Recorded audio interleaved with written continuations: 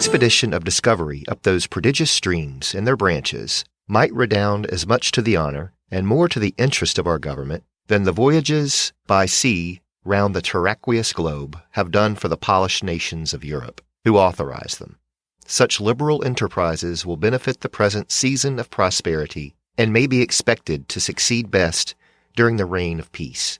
Representative Samuel Latham Mitchell. Interest in exploration of the West was not just a passion of President Jefferson or his fellow Virginians, as indicated by this excerpt from a report from the Democratic-Republican representative from New York, who chaired the House Committee on Commerce and Manufacturers in the 8th U.S. Congress. Interest in the region west of the Mississippi River derived from scientific, economic, and geopolitical pursuits.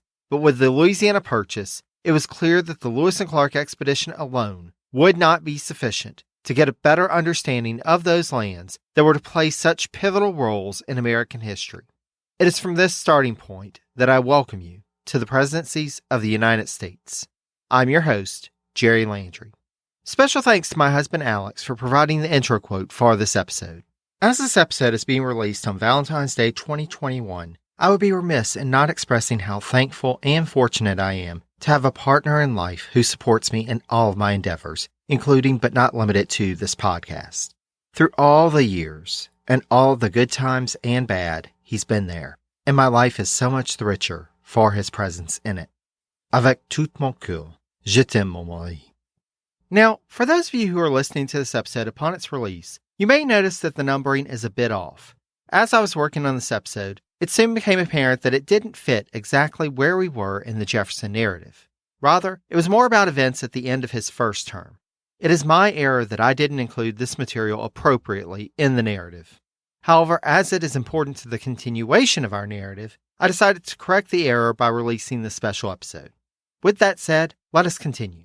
The Mitchell Report had two specific recommendations to make in terms of where another expedition should explore: the Red River and the Arkansas River.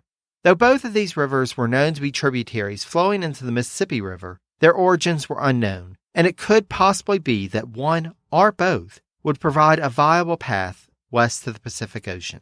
To that end, Jefferson wrote on March 13, 1804, to someone with whom he had maintained a correspondence that Jefferson himself had initiated in 1799. William Dunbar, who had been born into the Scottish nobility, left Europe behind at the age of 22 for what was then British North America and entered into the fur trade. When the American Revolution began, Dunbar moved to the then British-controlled colony of West Florida and established a plantation in Baton Rouge.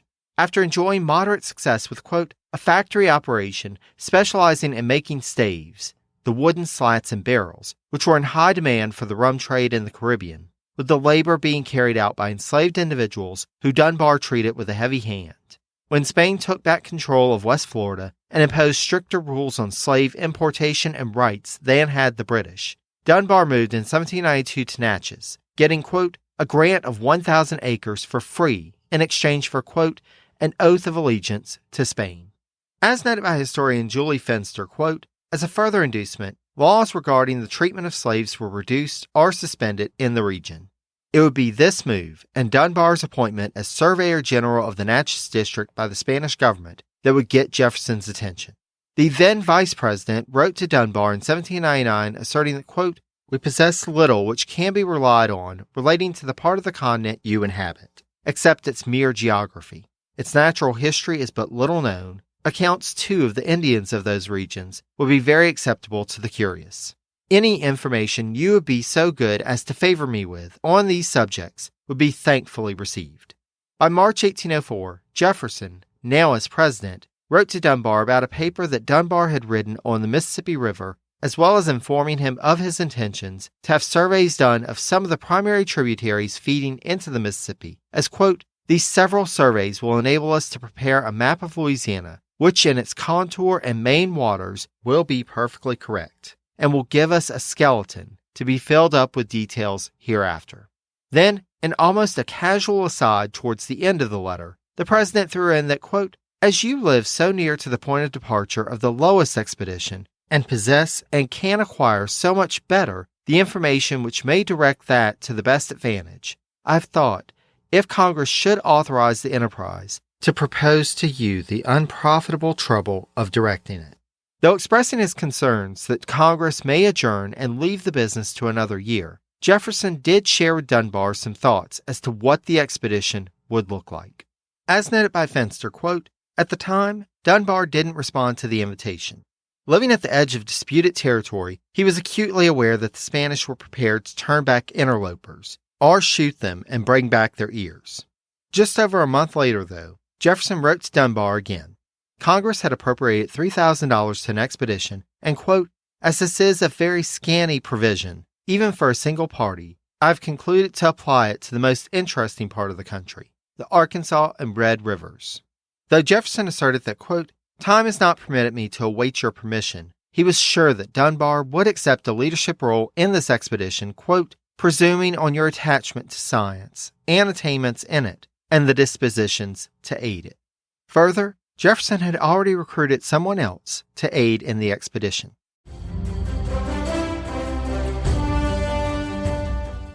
This is Peter. And this is Tom. We want to tell you guys a little bit about our podcast. Tom and I met in college, became best friends, and then teachers almost 20 years ago. Sometimes school just does not allow us to elaborate on the topics that we find interesting, like the real shark attacks that inspired the movie Jaws, or the real historical context to Indiana Jones artifacts. Where does cereal come from? Or are zombies real? Does Ben Franklin really deserve to be on a $100 bill? On our podcast, just like in our class, there are no stupid questions. Just two friends having a lighthearted conversation about history, pop culture, and the context of current events. Listen to History Teachers Talking Podcast from Evergreen Network, anywhere you get your podcasts.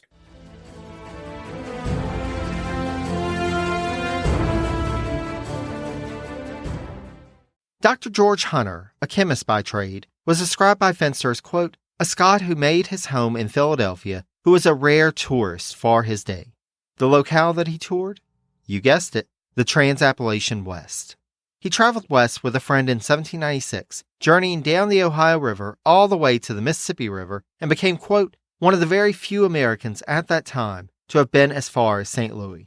In addition to the voyage itself, Hunter had originally been interested in land, as were many prominent Americans from the East. But by 1804, quote, he was looking for any substance that could be mined for a profit. Thus, Hunter was eager to engage in an expedition to the West and quickly signed on in April. The harder sell, however, would prove to be Dunbar. Dunbar wrote Secretary of War Dearborn asserting that he was not qualified to lead an expedition such as the one Jefferson was proposing. Further, he felt that the administration would be hard-pressed to find anyone in the West that was qualified. They needed trained Army officers and soldiers for such an undertaking. Dearborn wrote back giving Dunbar permission to draw on Army personnel stationed and posted in the West if he would just stay with the expedition and help to organize it from Natchez. Thus, Dunbar was on hand when Hunter and his son arrived on July 25th, and together they worked to make their final preparations. Meanwhile, a new complication arose. As described by Fenster, quote, "In August, the nebulous borderland between Natchitoches, Louisiana, and Nacogdoches, Texas, was riled with hostilities on both sides, effectively closing travel past Natchitoches to Americans without special passports." The obvious conclusion was that an expedition along the Red River would be regarded as an encroachment and stopped. Around the same time, Dunbar received a letter from Jefferson warning him of intelligence received about possible hostile native forces in the area of the Red River and giving Dunbar permission, quote, "to suspend this expedition till this spring." Dunbar, however, had another idea.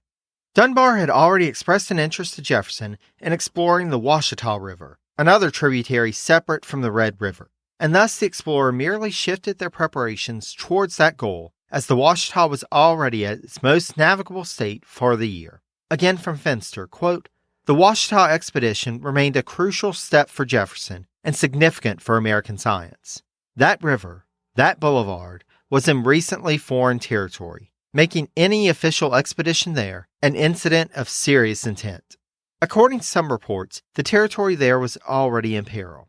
Though the backup plan, the expedition up the Washita would provide valuable information for the government in Washington on what was unquestionably American soil. Like with the Lewis and Clark expedition, we won't go into the details of the actual expedition. Within our scope, what you need to know is that it set off from Natchez on October 16, 1804, and lasted for 3 months. Fenster described the expedition as, quote, a victory in the effort to take possession of the far side of the Mississippi. With the return of Hunter and Dunbar, tugging stacks of journals stuffed with observations on the ecology of the Ouachita watershed, the United States had proof that it had started west in the new territory. More than just a smattering of settlers, the government itself had taken the initiative and arrived with a claim of interest on the Ouachita. To an even greater extent than Lewis and Clark, the leaders of the Ouachita expedition set a standard for reporting in an academic context. Jefferson, however, would not just have to settle for a report on the West, for Lewis and Clark had arranged for the president to get a first-hand account of life west of the Mississippi River. In Jefferson's instructions to Meriwether Lewis, he had urged Lewis, quote, to offer the Osage chief a free trip to Washington.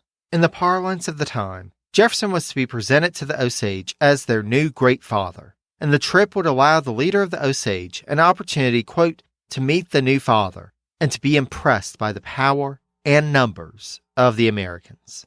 The Osage were known settlers and traders along the Missouri River and were one of the first peoples that the Corps of Discovery knew they would meet on their journey.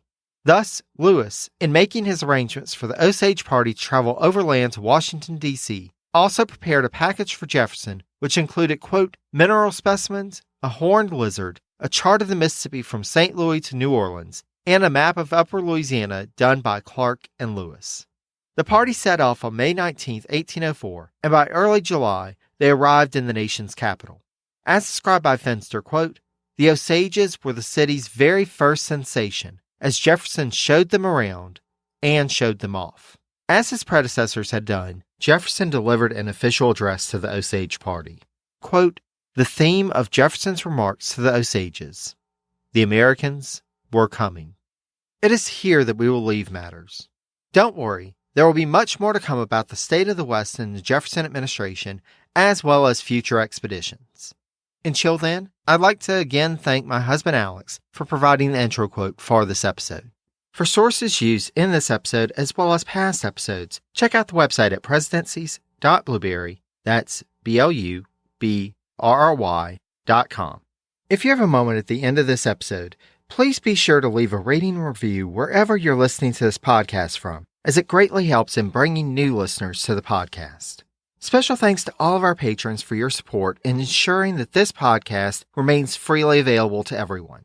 Thanks also to the Itinerant Band, who graciously allowed us the use of clips from their rendition of Jefferson and Liberty as the intro and outro music for this series. If you don't already, feel free to connect with me on social media. I can be found on Facebook at Presidencies, on Twitter at Presidencies89, and on Instagram at Presidencies Podcast. That's all one word. Until next time, stay safe and healthy, be kind to one another, and take care, dear friends.